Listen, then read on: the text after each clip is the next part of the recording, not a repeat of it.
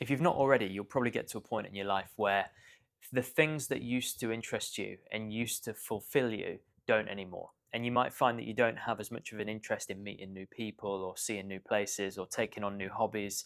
There's something within you that's like, it's just not hitting that spot anymore.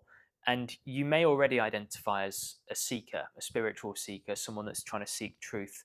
And really, what it is that there's a part of you now that is pulling you towards a greater understanding of yourself beyond just this physical experience, this physical reality. Because this physical reality, all it is the one infinite creator, which we could call God, we could call the divine, we can call whatever, is pure colorless light. And that pure energy, that pure colorless light has reduced its vibration down to such an extent that we're experiencing it now as physical. So we are, in fact, always experiencing the infinite divine light, but it's not in the form that it is in its ultimate state.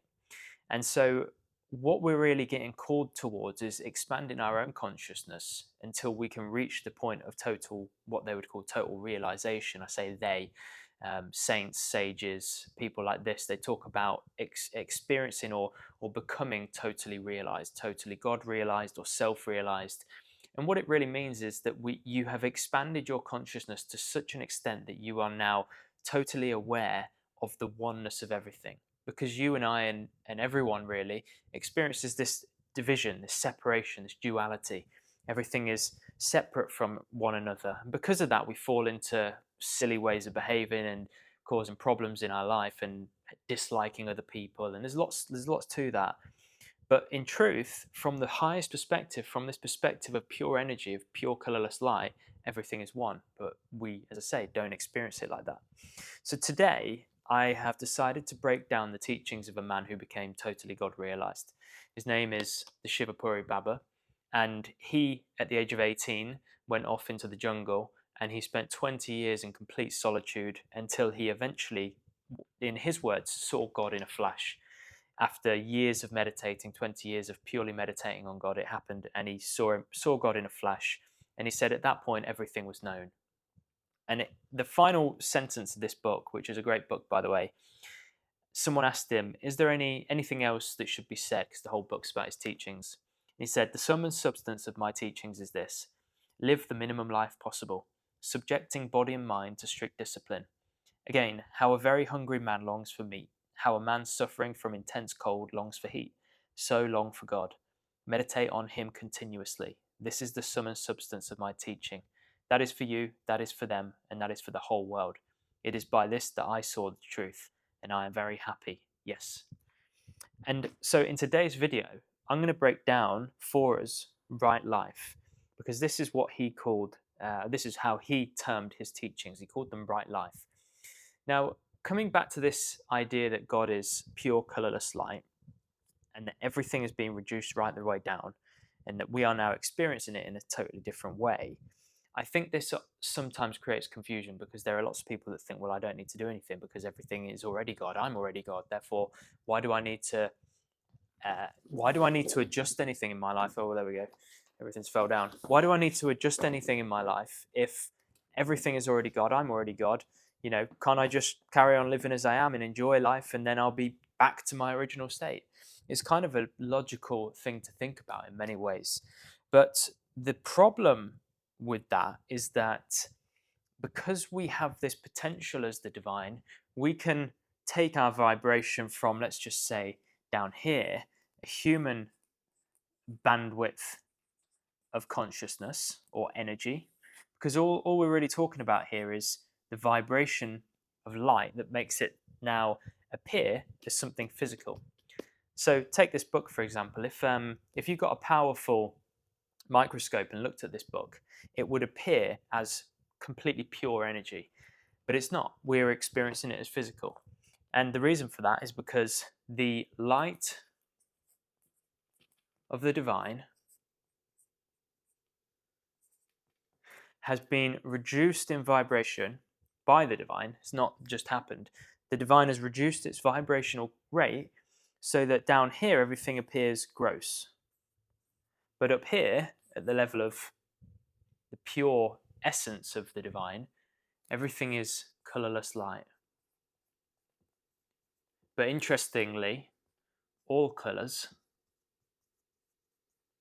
and all lights. So one of the common things that people will say to me as a meditation teacher, they'll say, I've been meditating and I've started to see lots of colours. Why? Why do you see colours when you meditate? Well, what's actually starting to happen is you as a human being exist in this bandwidth of energy. Even from a scientific point of view, we know that there is light that is not being perceived by us right now. We're only perceiving a fraction of that light because the instruments that we've got to perceive them aren't appropriate, because we've got this physical form. But we're not just limited to this physical form, we're spiritual beings. So when you go into deep meditation, it doesn't even need to be particularly deep necessarily, and this isn't going to happen to everyone, by the way, and I'm going to talk to meditation a little bit more later in this video.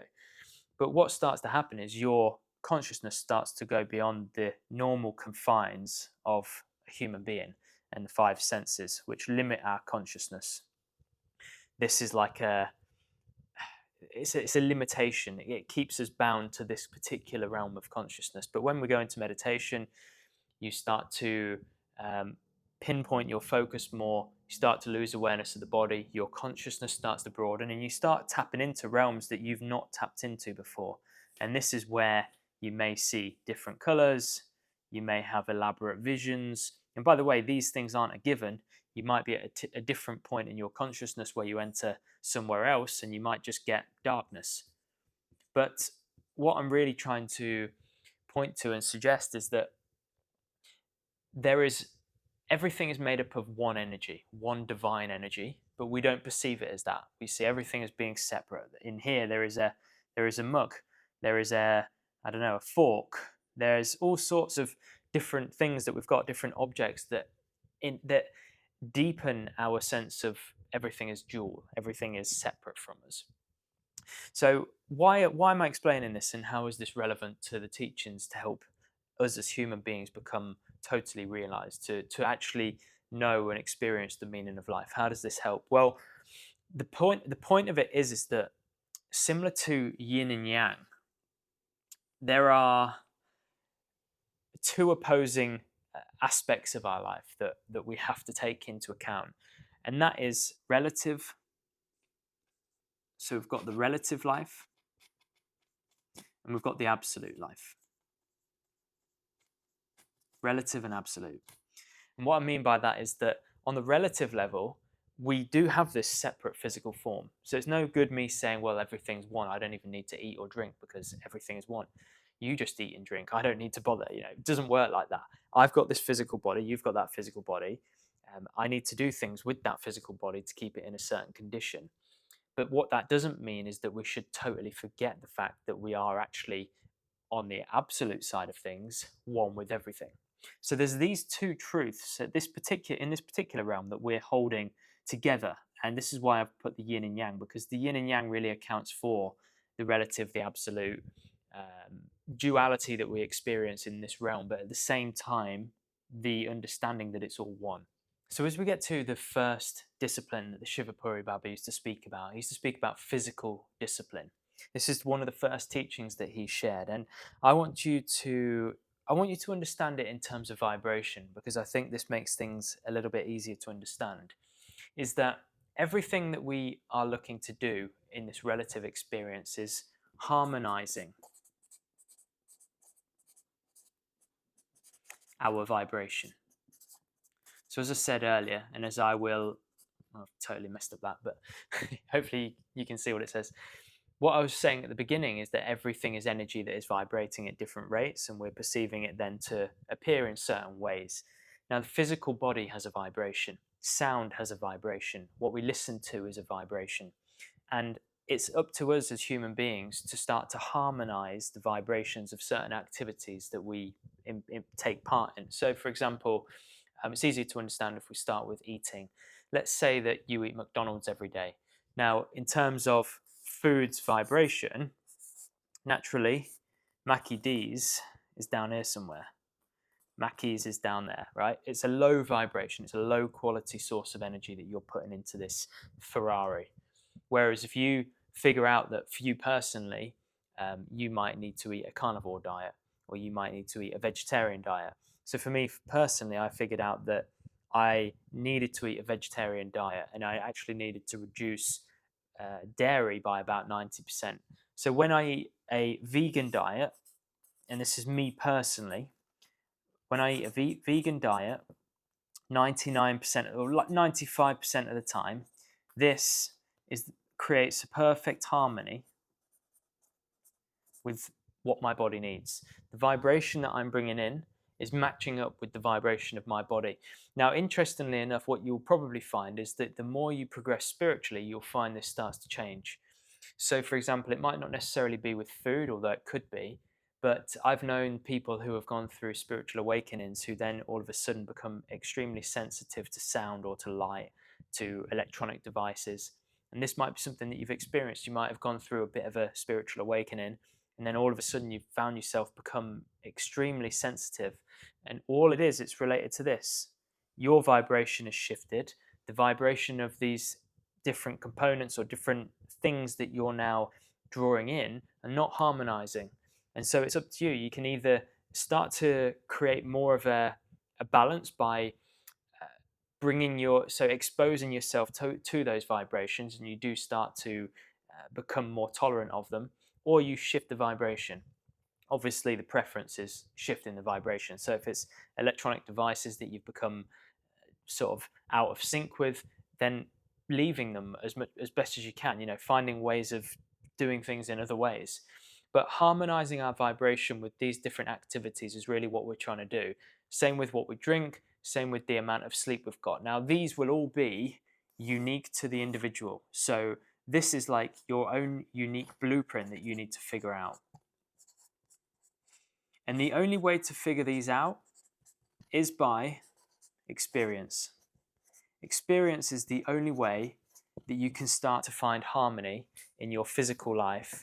And really what that is you start to, let's say, make a change in your diet. You say to yourself, right, I feel like I'm being drawn to a vegetarian diet, so I'm going to start eating a vegetarian diet. You set yourself, maybe you go see your doctor or a healthcare professional. They say, yeah, give it a go. And you do it for a month. And at the end of that month, you feel much better.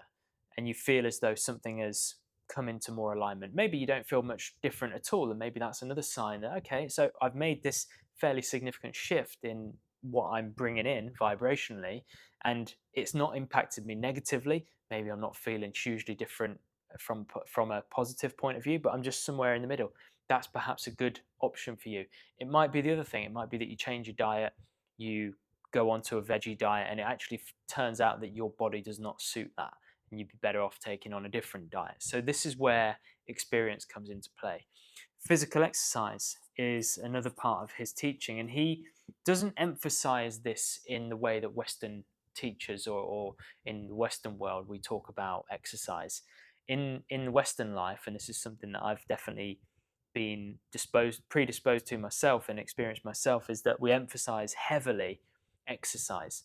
Now the problem with that, going back to this relative absolute thing, is that if you're not careful, if you're not balancing it up with this absolute knowledge that everything is the divine, and if you're not doing the other things that I'm going to be speaking about later on in this video, you become totally wrapped up in the relative life. You become totally conditioned and programmed into just thinking about things in terms of I, myself, my body. And before you know it, you start identifying very strongly with this body.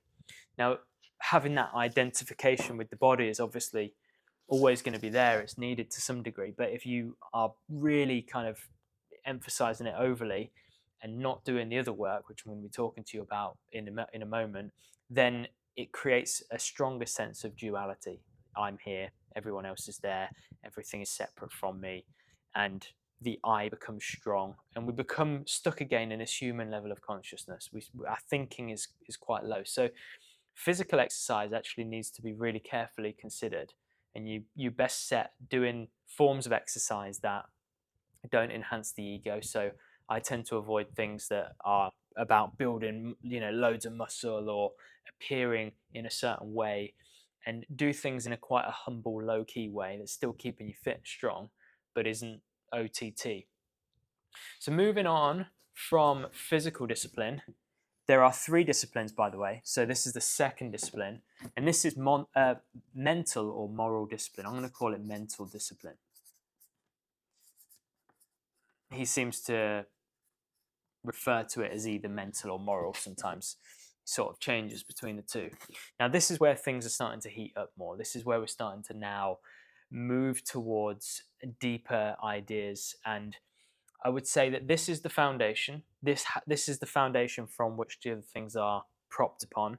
But all of these three disciplines, the other two I'm obviously about to talk to you about, need to be really thought through, managed, regulated, and neither of them, any of the three, shouldn't be left aside. So when we're talking about mental discipline, coming back to the truth of reality that everything is vibration, even our thoughts are vibrations. Everything that we do within the mind is again going to help us to harmonize. And if we are of this idea that there is one infinite energy, then mental discipline or moral discipline is all about finding a way of harmonizing mentally with this one energy. So, how do we harmonize with the one energy? Well, there's a few different things. So, the Shivapuri Baba talked a lot about what he described as the virtues. And what I would suggest is that we have a lower vibration of thinking, lower V, and a higher V. Another way of looking at it is that we've got a garden and we've got weeds in the garden and we've got beautiful roses in the garden. So these are just different vibrations of same energy, but different vibrations. So lower thoughts that pull us into depression, thoughts that pull us into doing evil things, horrible things, same energy, but we've just used that thought and we've not used the thought, we have harmonized with a thought of a lower vibration. So we're always being influenced as a human being by thoughts of a lower nature or thoughts of a higher nature, thoughts of a lower vibration, thoughts of a higher vibration. Now, it's important as a human being also to recognize that these are not us. We are not these thoughts. These thoughts come in and influence us. They have the potential to come in and influence us, but it's up to us to choose which way we want to be influenced. Do we want to be influenced negatively? Do we want to drag ourselves down into pits of depression and sadness and all of these things? Or do we want to elevate ourselves? Do we want to harmonize ourselves again with the divine? We're harmonizing our frequency with something higher. And it sounds so simplistic, doesn't it? It sounds, just positive thinking. But he broke down what he called the virtues. And actually, it wasn't really him that broke them down. Within the Bhagavad Gita, they list, which is the primary Hindu text, they list 26 virtues. And these are things like fearlessness, straightforwardness,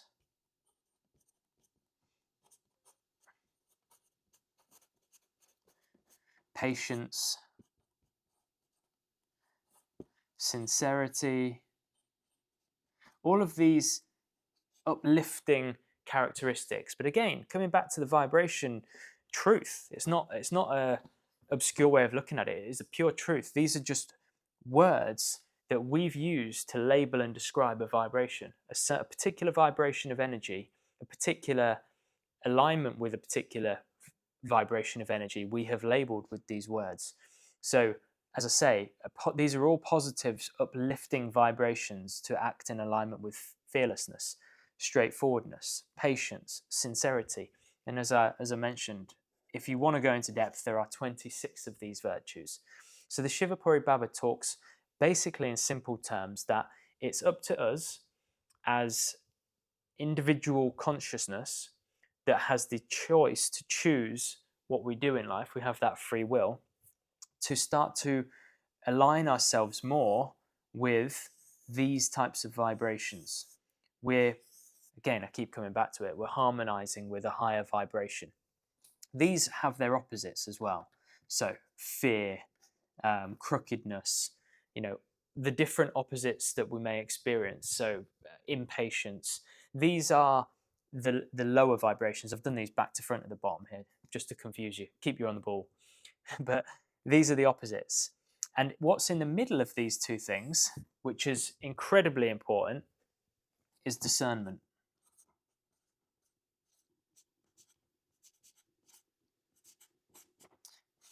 As a seeker of truth, as someone who is trying to figure out, navigate life and trying to figure out truth, if you've not got discernment, you'll fall into all kinds of trouble, all kinds of silly paths. Problems will come your way. Discernment is absolutely essential, and discernment comes about similar to how figuring out how to live our physical life. Discernment is the thing that comes about through experience. So when it comes to the physical life, we practice eating. We wake up the next day, we say, okay, yesterday I ate too much, today I'm going to eat a bit less. You then get to that the next day, you think, yeah, I probably didn't eat enough today, so tomorrow I'm going to eat a bit more. That's experience. That's you trialing and experiencing either error or success with how to manage your physical body. In terms of picking and choosing the types of vibrations that we think about, that comes down to discernment. And discernment is very important because there might be situations where we shouldn't necessarily, perhaps where's an appropriate one. Maybe it's not appropriate for us to display patience to someone because perhaps they're taking advantage of us. And actually, we need to, in that situation, be more discerning and able to step back and let go of the situation. It's not the best example, but discernment is very important. Otherwise, we can get pulled left or right.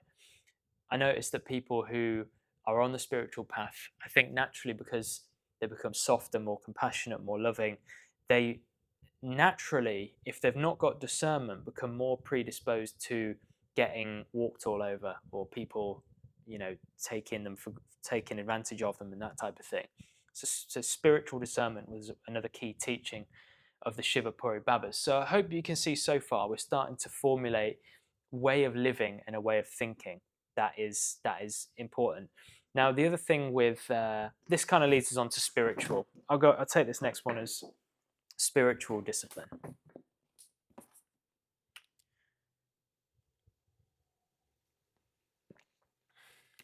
If you've not already, I would definitely be writing this stuff down because you'll probably forget. I've had to read this book maybe 6 or 7 times and tried to digest it and really meditate on it, really, to fully appreciate the power from such a simplistic teaching. So the next one is spiritual discipline. I missed that. Spiritual discipline. And this is the third, and really what he would say is this is the point at which you start to actually move toward God. Not in as much as the other two aren't important, but the other two are there to help us to exist in this current setting, in this human life. If we just manage the body and we live by virtue, we still won't find God. That's his teaching. The third discipline, which is spiritual discipline, is necessary for realizing truth. And this may sound controversial, but he says faith is primary. Not faith in as much as you need to be a Christian or a Buddhist, but simple faith, simple belief in there being more. Now, you may call that more the divine. You may call it infinite energy. God, my spelling today. It's really hard to spell and talk. Infinite energy. God. There's 1,000,001 different names, right? Even Krishna, Jesus. There are 1,000,001 different names that represent this one energy that we're talking about. And you can find Find one that suits you, find one that resonates with you, doesn't bring about, doesn't trigger you in any way, and that type of thing. But he says that there needs to be this simple faith. And really, the way that he looked at it is that we are existing at the minute. We're existing. Everything in existence that we have created started with a thought. Every single thing that we have in front of us, if you look around the room at a book or a pen or, I don't know, a television, it all started with a thought in someone's mind. Nothing came out of just emptiness. It did in as much as the components of the divine that we are able to use, the energy of the divine that has been brought down into this molecular form, this physical gross form, allows us to create things. So it is a gift from the divine. Everything is a gift from God. But it starts as a thought. I want to write a book. I want to write. Starts there as an idea. And that idea obviously is a thought, and that thought is pure energy, and that pure energy is God. So you start to realize that absolutely everything in existence is God. The thought that starts the idea, the body that is composed of the energy of God, and the energy that this physical being or someone else uses to compose and create this book is also the divine. So everything is the divine. There's no duality, but we experience it as I'm here, I have this separate thought, and I make this physical object here that I can then use. But every part of that process is the divine. There's no separation. And that's something to meditate on. And you might want to even write that down and really just think about that process. Think about, we've got pure light that vibrates at vastly different rates. Thoughts might be vibrating at this rate. The book might be vibrating at this rate. But it's all the same energy, all the same energy. And all we do is we, as physical beings, use this thought to, as I say, create the idea, and then we use the components that are at a gross level to create the book and experience the book. Same can be said for any physical object that you come across. Now, the physical objects that we didn't create are purely the energy of the divine. So the energy of something else, or it's not something else because everything is one, but from our human perspective, it appears like it's something else. It's not. It's all part of the one energy. So really the faith aspect is about coming back to that relative idea that I spoke about. We've got the relative and the absolute. Now the relative is really only a creation of the human mind, which makes things feel separate, right? The human mind creates these limits and these barriers and this experience of separation through how everything is perceived, creates this idea of a relative experience. Ultimately, everything is actually God, but we experience things separately. I know I'm repeating myself, but I'm hoping that it emphasizes this point. It's one of those points that needs to be like drilled into you. And the purpose of faith is to accept our humanness, to say, okay, Ben might be saying that everything is one, and I understand this idea that energy, everything is the same energy, but it is experienced in different ways. But I'm still here as a human being that is experiencing things and me as being individual and separate. That's a relative experience, and it's an experience at the moment that we need to accept. It's actually okay that we experience ourselves like that, and that we experience things as separate. You know, I have to buy a book, I have to eat, I have to sleep, as I was saying earlier. So we have to accept that there's this relative experience, but we also have the knowing, the idea, the belief, the faith that there is an ultimate experience, an ultimate reality, a meaning to life, a truth that's to be known. So the bridge between that and that is faith. God, my spelling is faith. We, as a seemingly separate individual, which from the relative perspective we are, has to have faith that there is a truth behind this reality. There is an absolute that needs to be experienced or known, or there is a truth to be known, or a meaning to be had, or God to be seen. However you prefer to talk about it or experience it, or well, not experience it, but talk about it, that's up to you. this is where simple faith comes in. So this is the primary aspect of spiritual discipline, is that we need to have simple faith.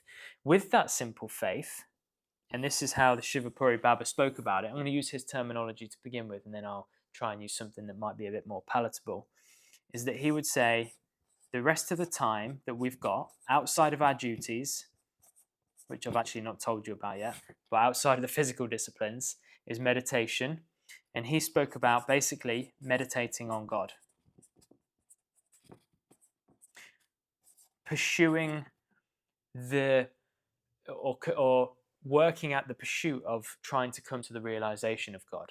So really taking this relative person here, this relative experience, having faith, meditating on the fact that there's got to be something behind this reality, got to be something more to this reality that we're not yet experiencing, and having that conviction. And you do that by meditating on God. So he used to say that there are a couple of things we can do. One of his catchphrases, I don't know if you'd call it a catchphrase, but one of the things that he said which really stood out to me is he said, think of God alone. Dismiss every other thought from your mind.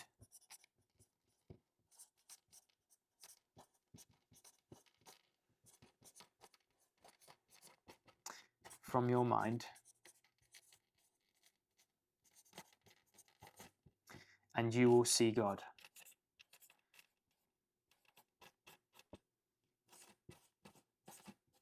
And then he said, in a flash. And he said, in the instant, the split second that that flash took place, everything was known. And there was no going back from it. And that really what he meant was that all of these barriers, all of these limitations, restrictions, all the programming, the conditioning that has been imposed on us, and that probably from over lifetime after lifetime, we've believed all of this stuff, and we've been conditioned to believe I'm just this body, there's nothing more to me. Once all of that's been transcended and we align and harmonize, as I said before, with the one infinite energy, we see that in everything. We experience everything no longer as being a separate book, a separate pen, a jumper, a laptop, a piece of paper, ink. We see everything just as God.